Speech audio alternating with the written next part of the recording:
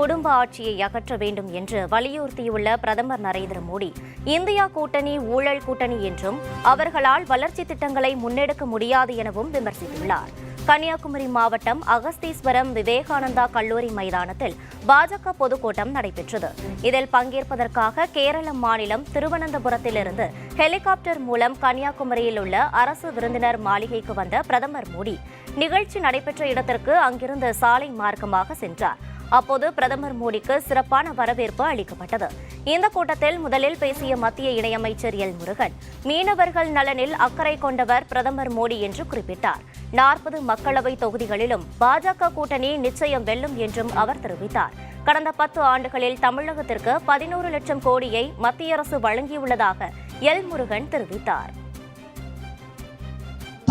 தமிழ் தேசம், தமிழ் மண், தமிழ் மக்கள், தமிழ் மொழி, தமிழ் கலாச்சாரத்தின் மேல அதிக பற்றுள்ளதனால்தான் நம்முடைய பிரதமர் அவர்கள் திருக்குறளை எங்கு சென்றாலும் கூட, உலகத்தில் ஐநா சபையிலும் கூட யாதும் ஊரே யாவரும் கேளீர் என்று பார்ப்போற்றும் அளவிற்கு தமிழை போற்றினார்கள். நம்முடைய புதிய பாராளுமன்றத்தில் செங்கோலை நிறுவி தமிழருக்கு பெருமை சேர்த்தது நம்முடைய பிரதமர் திரு நரேந்திர மோடிஜி அவர்கள்.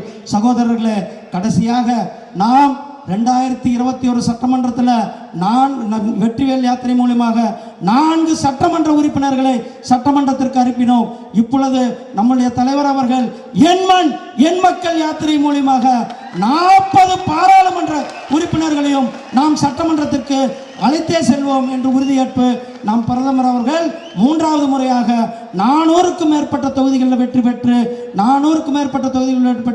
3வது முறையாக நம்முடைய பிரதமர் அவர்கள் ஆட்சி அமைப்பது உறுதி செய்யப்பட்ட ஒன்று. வாருங்கள், நம்முடைய தமிழகத்திலிருந்து 40 பேரை நாம் அழைத்துச் செல்வோம்.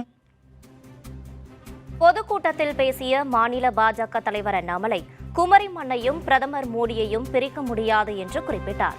கன்னியாகுமரி மாவட்டத்திற்கு 48,000 கோடி ரூபாயை அள்ளி கொடுத்தவர் பிரதமர் மோடி என்று கூறிய அவர், அடுத்த 25 ஆண்டுகளுக்கான கனவுடன் பிரதமர் இங்கு வந்திருப்பதாக தெரிவித்தார்.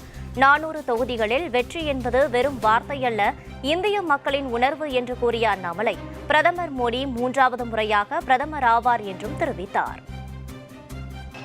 மிகப்பெரிய சொந்தம் கன்னியாகுமரியினுடைய மக்கள் உங்களுடைய மண்ணின் மைந்தனாக பாரத பிரதமர் நரேந்திர மோடி அவர்களை கொண்டாடி கொண்டிருக்கின்றனர். அதே மண்ணிற்கு இன்னைக்கு பிரதமர் அவர்கள் மிகப்பெரிய உறுதிமொழியோடு வந்திருக்கின்றார். இன்னைக்கு அவர்கள் சொல்வது விக்ஷித் சங்கல்ப் யாத்ரா என்று சொல்லுகின்றார். அன்னைக்கு ஏக்தா யாத்திரை இங்கிருந்து ஆரம்பித்தாங்க.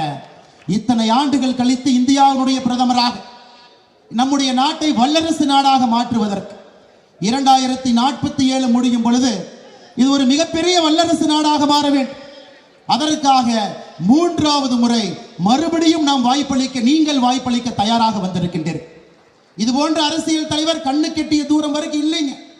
குடும்ப கட்சிகள், ஊழல் கட்சிகள் மக்களை கொள்ளையடித்து தன்னுடைய குடும்பத்தில் இருக்கக்கூடிய அவருடைய குழந்தைகள் ஆட்சி கட்டலுக்கு வர வேண்டும் என்று துடிக்கக்கூடிய இந்தியா கூட்டணி.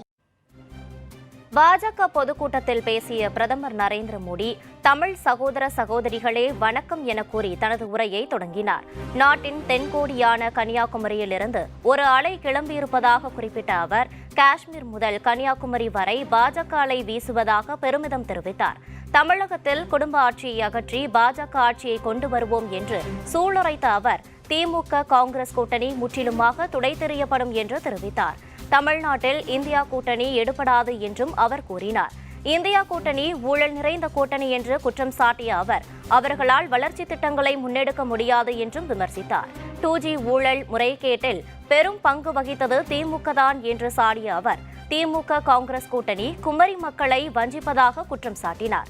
தூத்துக்குடி வஉசி துறைமுகத்தை பாஜக அரசு புதுப்பித்துள்ளதாக கூறிய அவர், வஉசி துறைமுகம் மீனவர்களுக்கு பயனுள்ளதாக இருப்பதாக தெரிவித்தார். மீனவர்கள் நலனுக்காக பாஜக அரசு தொடர்ந்து பாடுபடுவதாகவும் அவர் கூறினார். சனாதனத்திற்கு எதிராக பேசியவர்களுக்கு உச்சநீதிமன்றம் கண்டனம் தெரிவித்ததை சுட்டிக்காட்டிய பிரதமர் மோடி, ராமர் கோவில் கும்பாபிஷேகத்தை தமிழக மக்கள் காண முடியாதபடி திமுக அரசு தடை விதித்ததாக அதிருப்தி தெரிவித்தார். भारत माता की, भारत माता की. ಏನ ಅನ್ಬಾರಂದ तमिल सगोदर सगोदरिகளே वणक्कम